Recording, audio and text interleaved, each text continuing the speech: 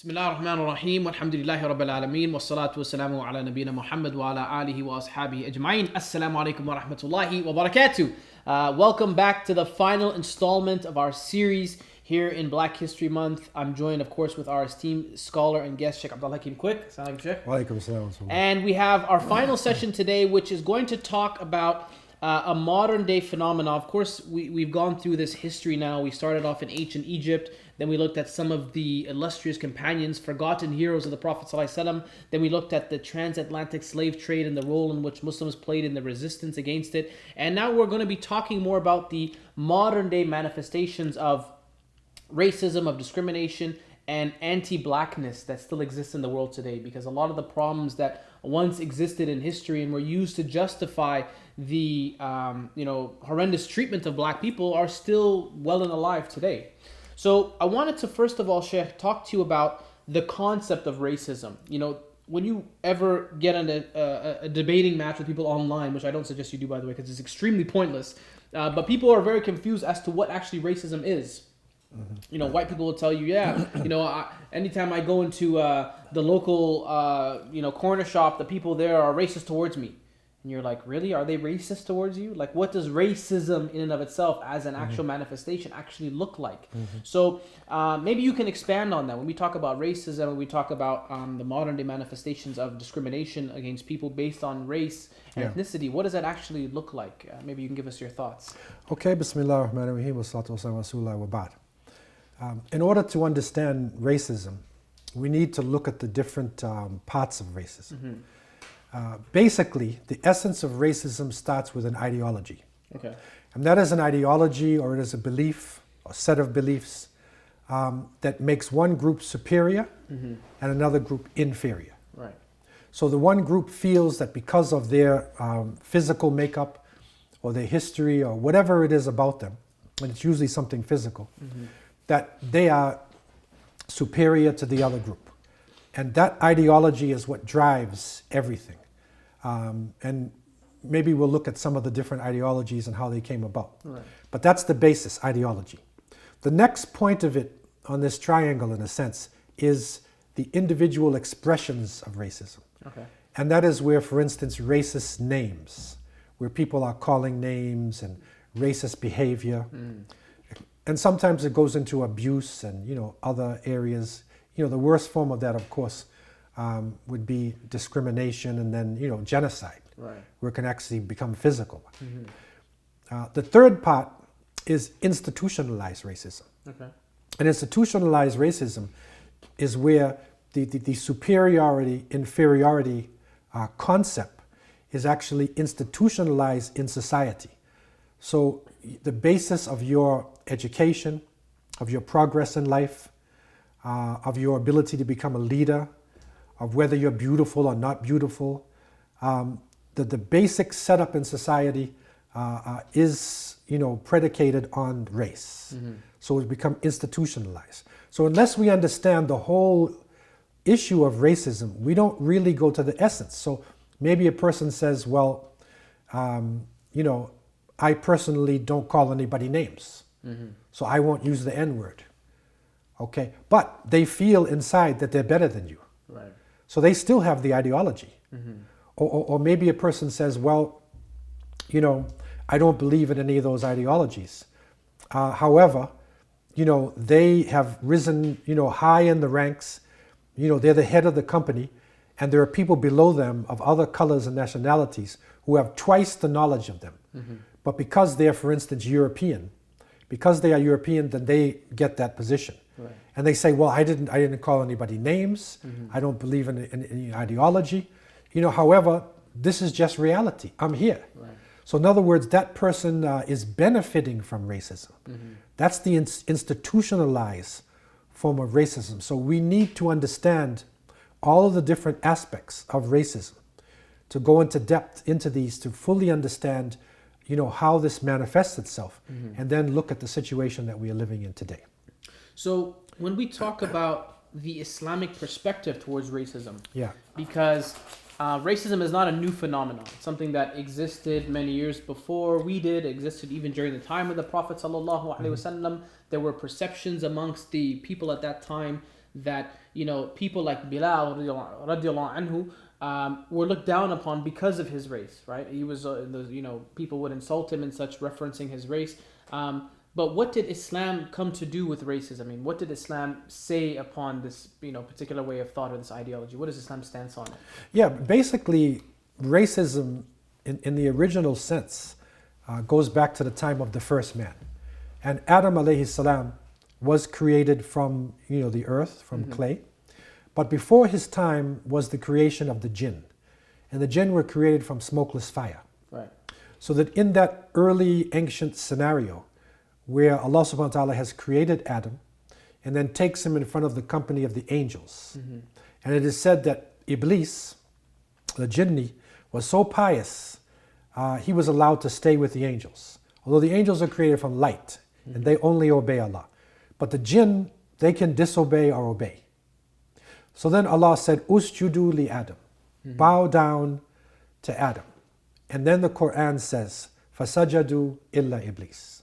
They all bowed down, but Iblis refused to. And then Allah asked him, why did you not bow down? And he said, you know, khalaqtani min narin wa khalaqtahu min teen. You created me from fire and you created him from clay.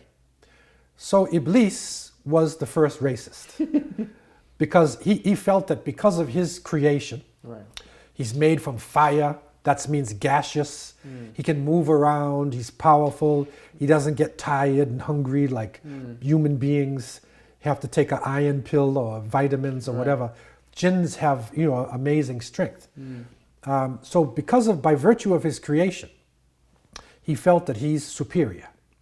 And so that's the essence of it. So right from the beginning, this is condemned, and Iblis, the shaitan, was cursed, you know, until the day of judgment. And so literally, Islam came to, you know, bring unity amongst people and to show that people are created in nations and tribes to know one another.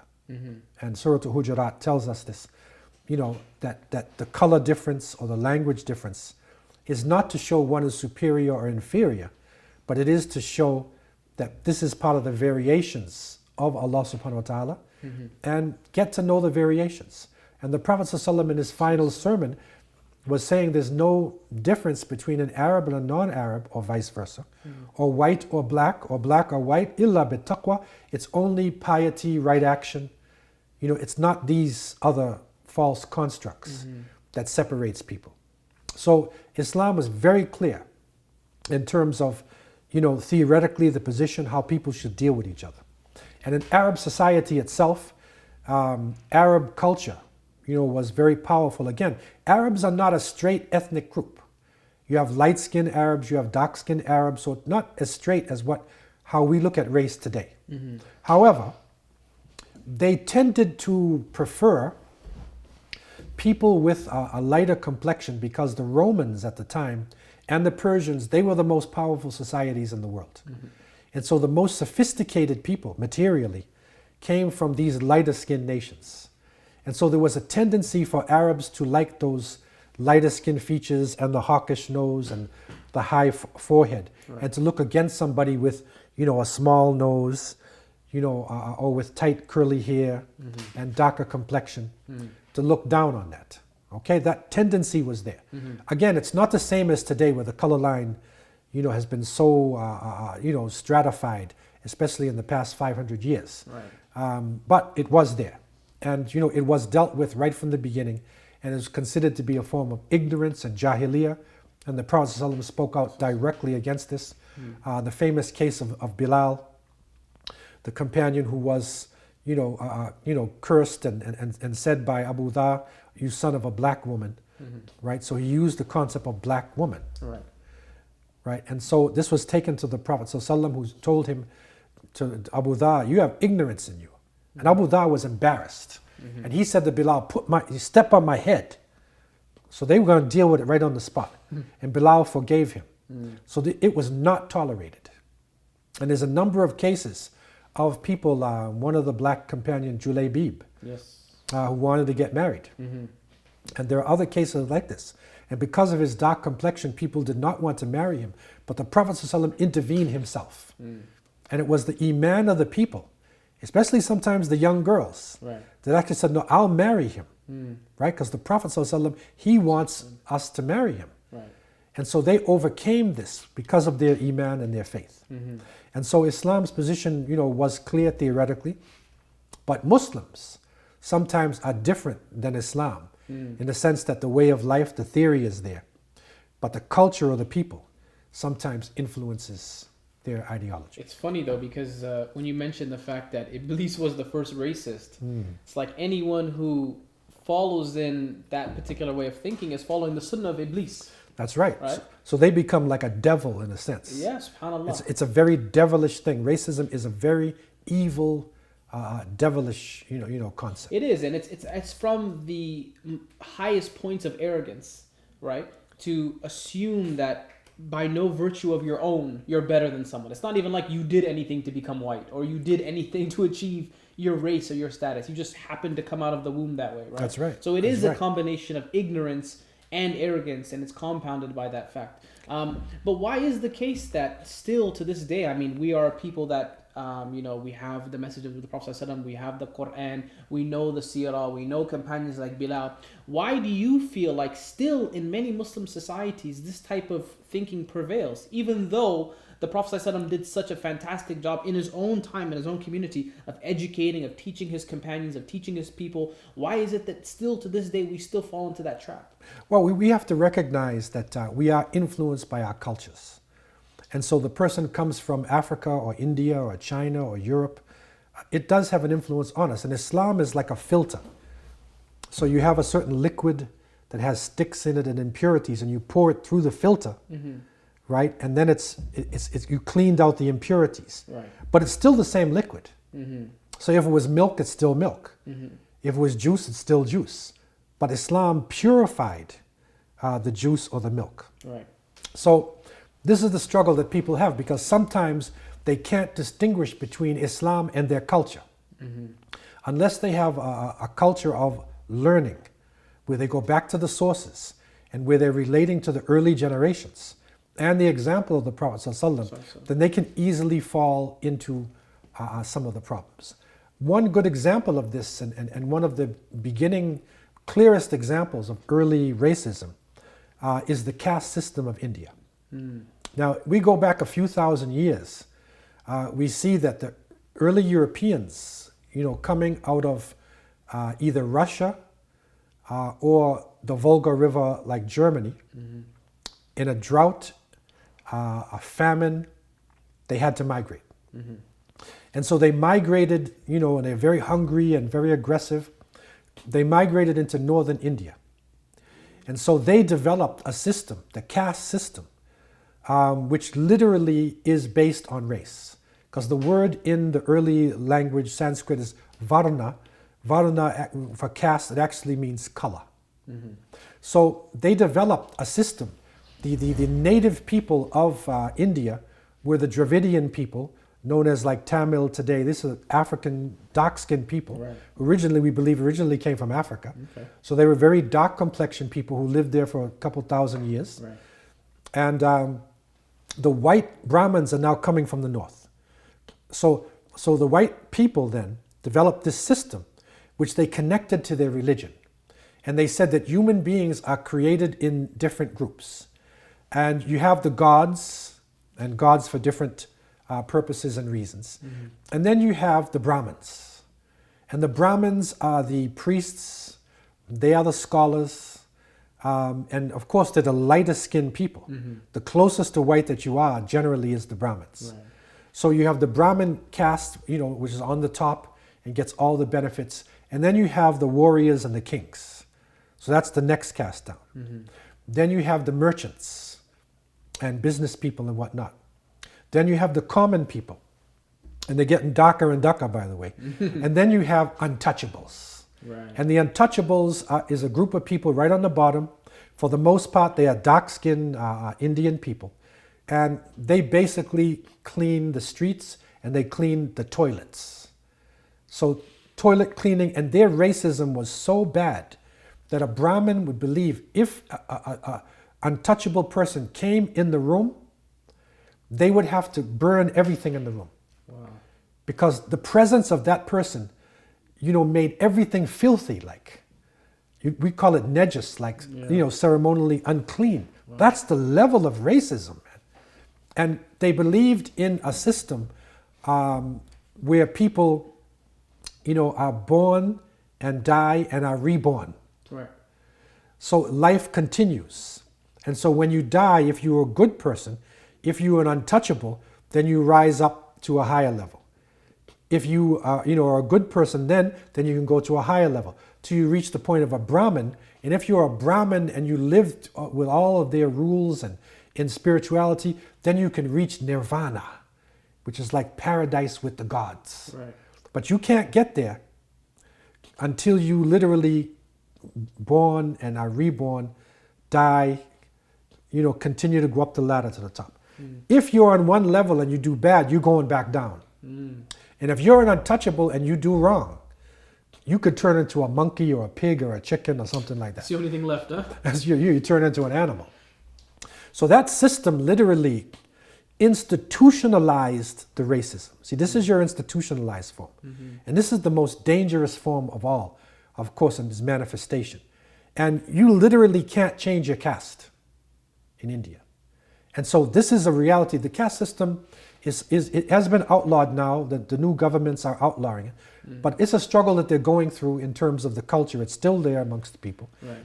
And it influenced Muslims, as well, in terms of how, Muslims function in society itself. So to this day, something like the caste system, do you feel like it would affect Muslim families, Muslim households, probably in relation to marriage, things like that? Do you feel like it still comes up? It's not exactly caste. You can't call it caste. It's more like class. Okay. But the color factor is definitely there. Right. So there's more of a tribal class kind of difference that Muslims have taken on. They have been affected by the caste concept. So a person who is darker skinned, naturally they would, associate with being of a lower type of, Right. class. They don't associate darker people as being upper class. Right. And they would associate light skinned people as being of an upper class. So that, has been a struggle, for them within their societies. And it still influences people up until today. Have there ever been circumstances throughout history, I mean, you're a historian, so you might be able to better answer this question, where, for example, the tables were turned and it was looked upon badly to be someone lighter, and being darker was seen as something more beautiful or more attainable in that sense? Was there ever a time in history when that was the case? Well, people do have forms of racism or forms of tribalism. I'll give you an example in China. And this appeared in the New York Times. They were talking about, the Chinese version of superiority. And they have a myth where they say the human race, according to Chinese legend, was created by a divine potter who left his clay figure of a man too long in the oven. And when it came out burnt and black, he threw it away as far as he could, and it landed in Africa. The second one, he pulled out too soon. But then he threw it away more gently, and it landed in Europe. Now he knew the correct timing. The third man was a gorgeous yellow.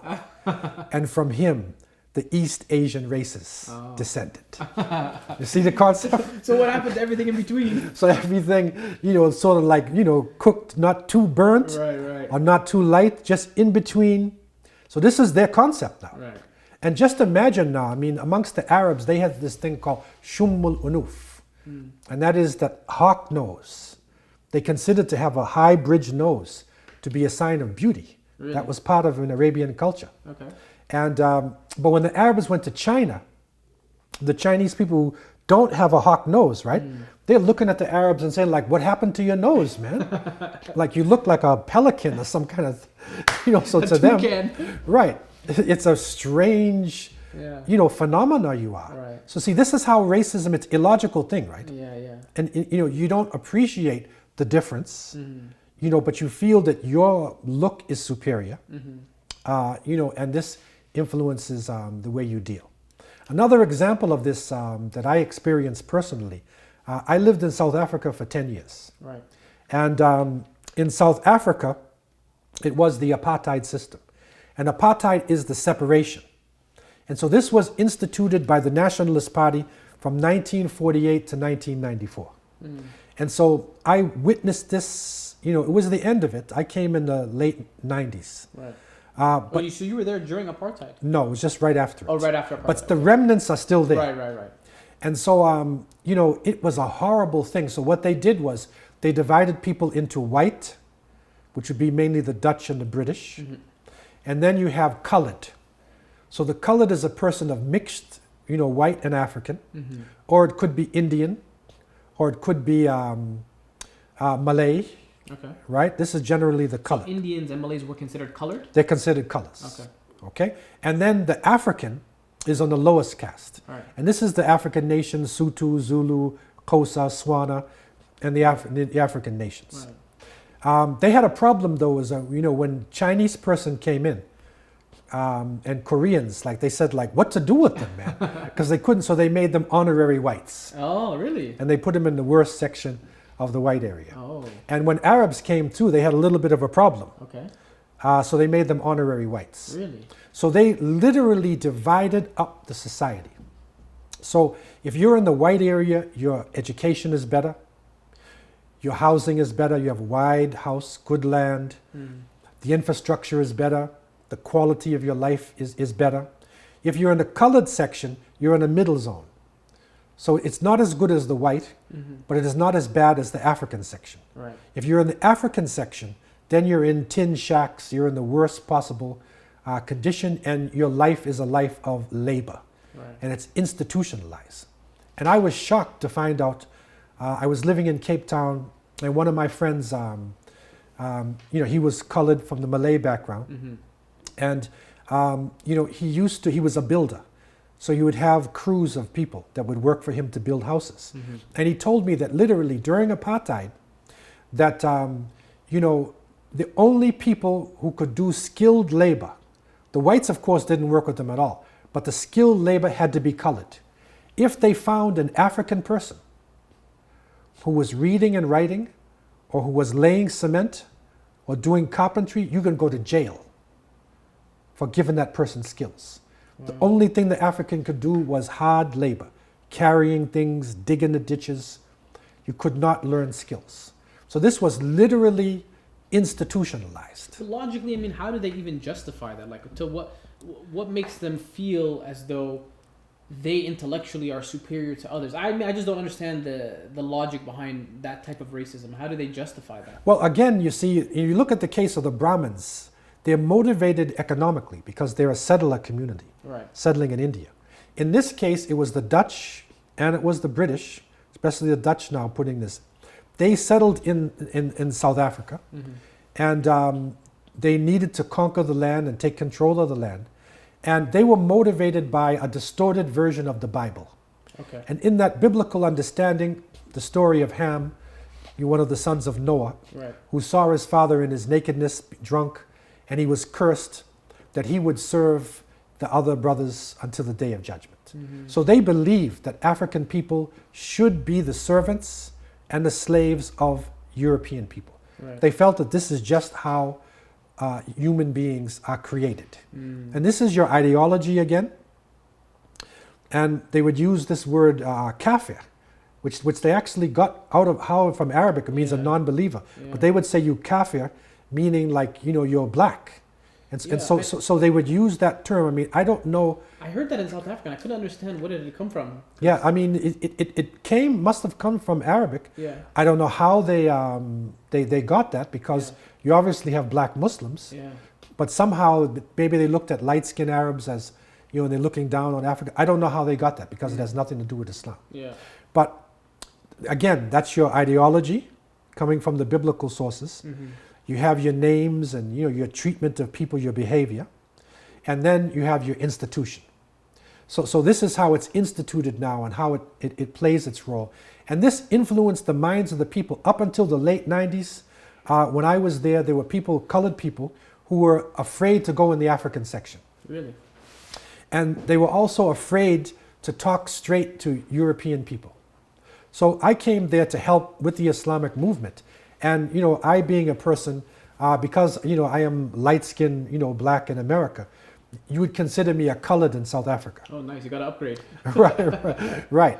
But at the same time, but my wife from Jamaica is darker skinned. Oh. So we're a strange, combination. Right. But for me, it doesn't matter because we have light-skinned, Afro-American, dark-skinned Afro-American. So I could go in the African section, I'm comfortable.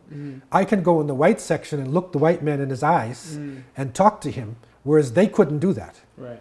So it was a strange thing for me to deal with people who have deep-rooted psychological problems. And this also existed in the United States, in the Caribbean. It was instituted in the United States as what is called the Jim Crow laws. Right, I've heard much about that. And that is, of course, slavery itself, you're literally slaves. So you can't read, you can't write, you can't get married, you can only do slave labor. But when slavery is now abolished, they instituted a system, of division. And these Jim Crow laws, which especially are coming through, in the later centuries, it is literally where institutionally you have toilets white and toilet for black. You have restaurants. When you get on a bus, the African people have to sit in the back of the bus. So it's literally, instituted all throughout their society, and it's not really until, 65 and after that, and we're still struggling against it now, that the buses and the schools were desegregated. So people were working against segregation, what they called it. Right. I grew up in Boston, Massachusetts, and in that area they had what is called de facto segregation. Okay. It was not like the South, but in Boston you had Roxbury was the black community, and then you have East Boston where the Italians were, and you have South Boston where the Irish were. Right. And if you were black and caught in East Boston or South Boston at night, you could get hurt, maybe even killed.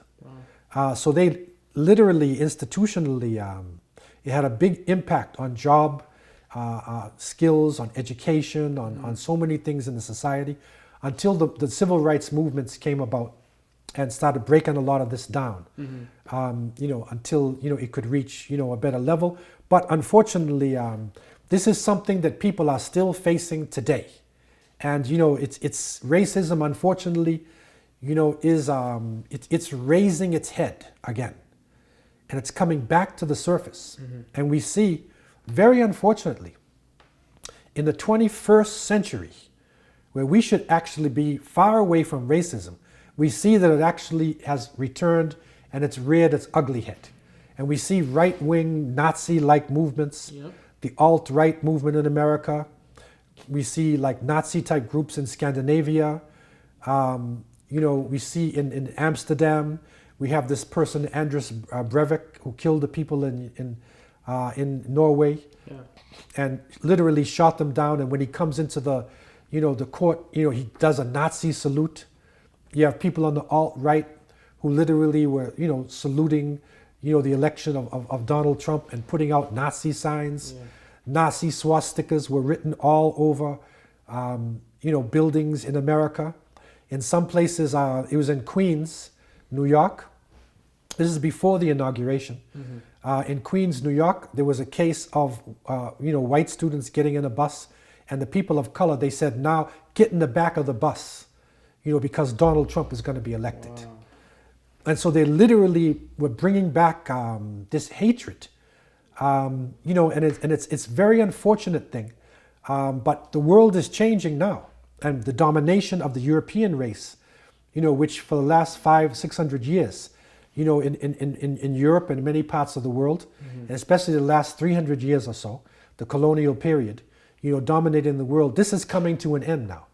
And the people of color, and they say the third world, but how can you be the third world when Egypt is the first organized country, right? But now they're calling it a third world country. So the so-called third world people are now rising up. And this is making a big impact. And somehow the European nations, are feeling, especially white males, they feel as though they are endangered. like an endangered species. Right. Because, when you look at racism is a logical thing. Right. But if you look at President Obama, for instance, right? His father is black and his mother is white. So what is he? Well, they consider him more black. He's a black president. Yeah. But genealogically, if you look at his DNA, Yeah. he's 50-50. Yeah. So why does he call an African?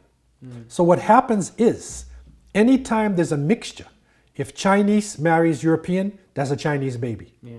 If Indian marries, that's an Indian baby. If black marries, that's a black baby. It's like, you have coffee and, you put some milk and sugar in it, but it's still coffee. Right? So this is the reality, is that, everything's turning into coffee. Right. And so the people of milk and sugar, feel that their existence is in danger. Well, can that be a reason why we find, far-right groups, pro-Trump supporters are really kind of engaging this type of hate rhetoric, is because they feel threatened, is because they don't want to lose perhaps their positions of power, or because they don't want to be in a position where maybe they feel like all that oppression now is going to be reversed onto them?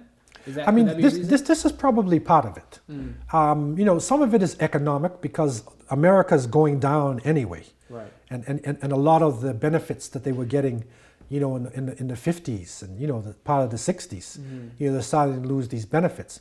But with the wave of immigrants coming in, and then their children being educated now in America and European countries, you have a new generation of children who are people of color, but they speak the European languages. Right. They're totally, in the culture, and they're benefiting.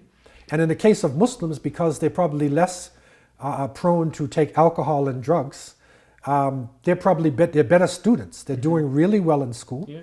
Now you have a wave of educated people coming from China and India and Africa, Middle East. And so now you have IT people, who predominantly, in some cases, people from, Asia and other countries like that. Then you have people in NASA's, in the space programs and universities from other colors. And so the European people, who literally were the only ones who could be involved in higher education before, because it was prohibited for other people. Right. Remember, you didn't have East Indians Chinese were basically, doing slave-like work. Black people, Africans, were doing slave-like work. The native people, of course, are on reservations. And so everything was in the hands of the Europeans. Even sports, baseball players, the greatest hero of sports, basketball, which was started by a white Canadian man, Naismith, yeah. Right, Naismith. Now it is basically, black people slam dunking, and then you have one of the worst insults, when Tiger Woods comes along, and then he takes over golf, yeah, which was one of the last bastions, yeah, for white males. It seems like it's the day of judgment. And so literally they see, instead of appreciating other nationalities and what they have to do, recognizing that we're all from the human family, they feel that they're threatened. And so that, based on their economic loss and their lack of education, a very narrow education, and of course brainwashing coming from racist type movies, racist stereotypes, this has got a big influence. It's funny though, because I feel like it's so illogical to the extent that people themselves don't even recognize, why they feel like their history might be superior. Because if you contextualize world history, we spoke about in our first session, the fact that the ancient Egyptians, and civilizations in Africa held such esteem in terms of the world and world history. It's like to think that your history is the only one that is of value without acknowledging the, vast amount of history in Africa and such. It's like, it's you can see how ignorance compounds, and I guess that's probably why they try to pretend that these people were actually European and not African themselves. Right, and especially this last few decades, the main source of education is slowly going away from books and going into visual things. Yeah, YouTube and its movies, and the movies and the serial programs. Yeah. So people are taking their knowledge from that, and unfortunately, racism in the form of stereotyping came into the media. When I was young growing up in America, and American movies generally have a bad guy and a good guy. Right. So when I was growing up, the bad guy was usually Germans or Russians. Japanese, because it's coming from World War II, right? Right. Then it became Russians. Right. Cold War. And then Southeast Asians. Vietnamese. And then Chinese, gangs, Yeah. Jamaican posses. It starts to, Afro-American gangs. Yeah. And then the most dangerous terrorist comes in. And this is where the Arab, Chechen, Afghan terrorists, comes in. So it creates stereotyping. And, I used to go around to schools and do a psychological test. And I said to the students, and you can ask yourself, this is how stereotyping works. If you look at movies, have you ever seen in a television program series or in a movie as the hero of the program? Because the American movie has the bad guy who does the evil, and then the good guy who the camera focuses on most of the time. Right. It has to keep going back on that person, right? Right. That's the focus. That's the one, the hero, the essence of the program.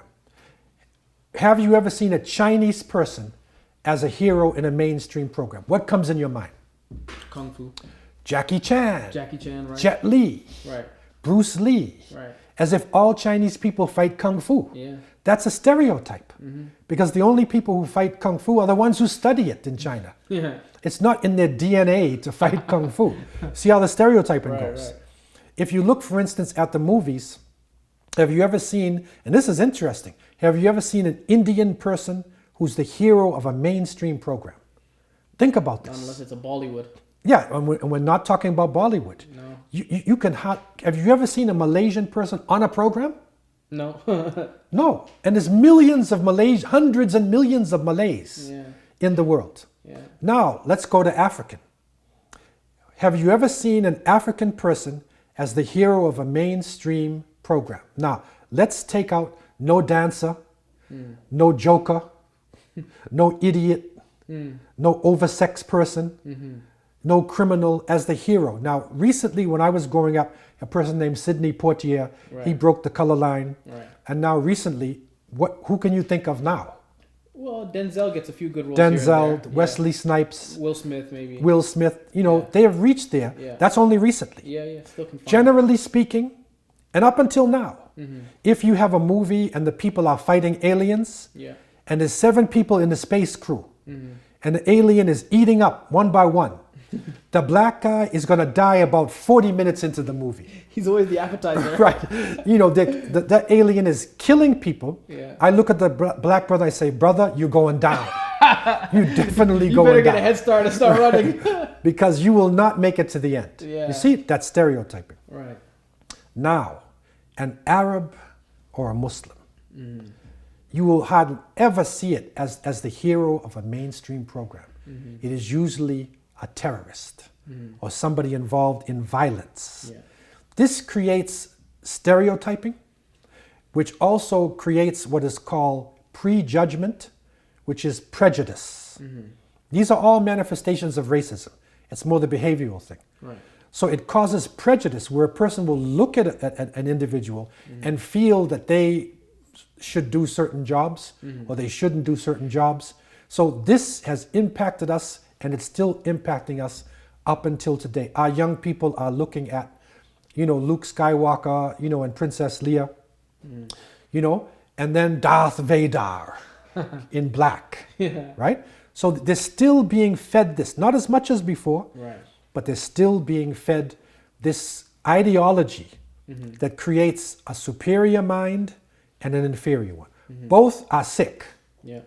The superior person cannot judge things right because they think that they're supposed to get all these benefits. The inferior person doesn't think that they should get things. So nobody can think properly. So, we need to come back, to our senses as a human race. And I believe Muslims, should be playing one of the leading roles in this too, because we have the ideology, the way of life that clearly shows us, an example. So I want to wrap up, Sheikh. And before I do, we've had these 4 sessions. We spoke about ancient Egypt. We spoke about the lost and forgotten illustrious companions of the Prophet ﷺ. We spoke about the transatlantic slave trade. We're talking about racism now.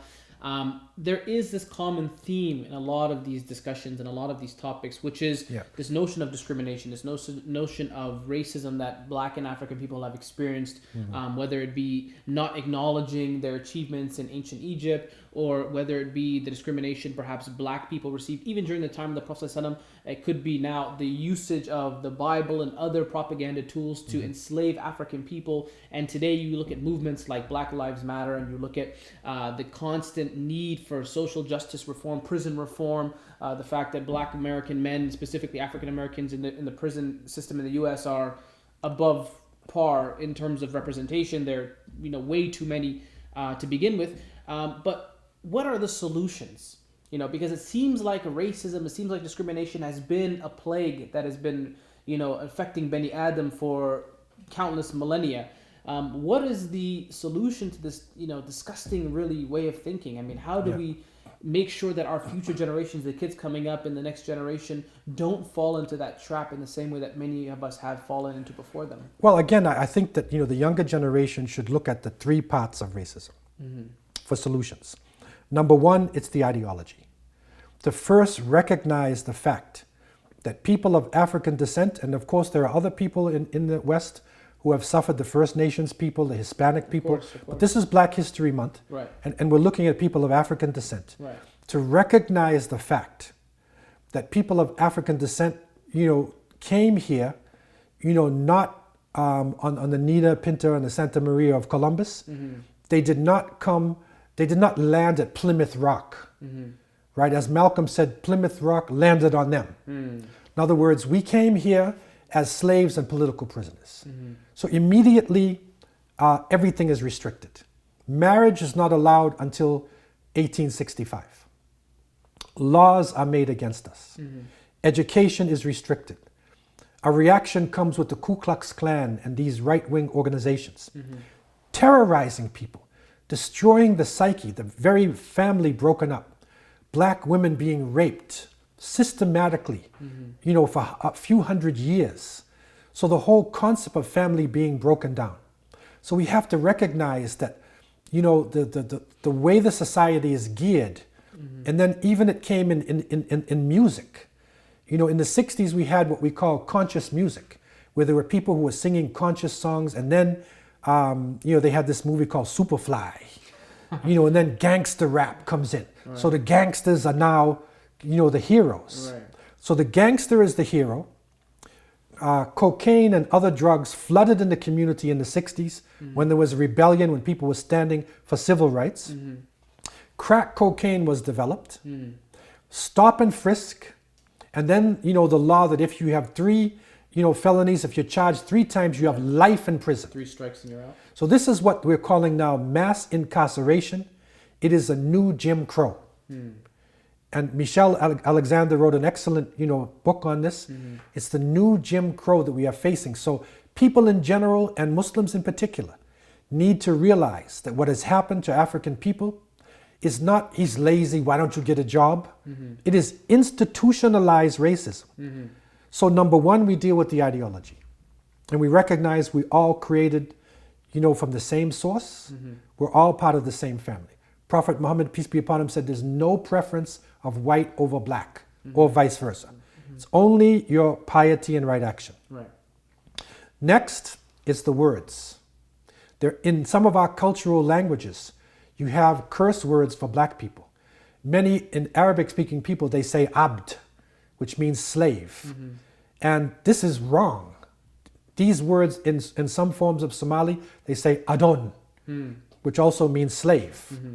Right? So therefore, that has to come out, the language. But third is the institutions. And we need to struggle along with movements. You have Black Lives Matter. You have different liberation movements. We need to struggle against, the common racist enemy of white supremacy. To struggle, we don't have to accept everything that they stand for.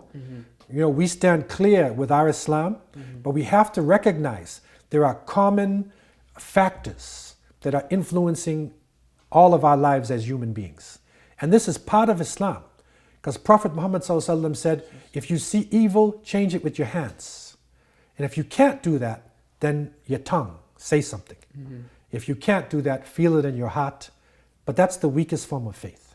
So therefore, Muslims in particular, people in general, have to come together now, and form a movement of solidarity, which will develop a world where people can live out their life to the best of their abilities and benefit from society, regardless of their color, regardless of their religion. We all have to work on this together and to destroy these racist ideologies, and to change the way we address each other and the way we deal with each other, and to break down racist institutions wherever we find them.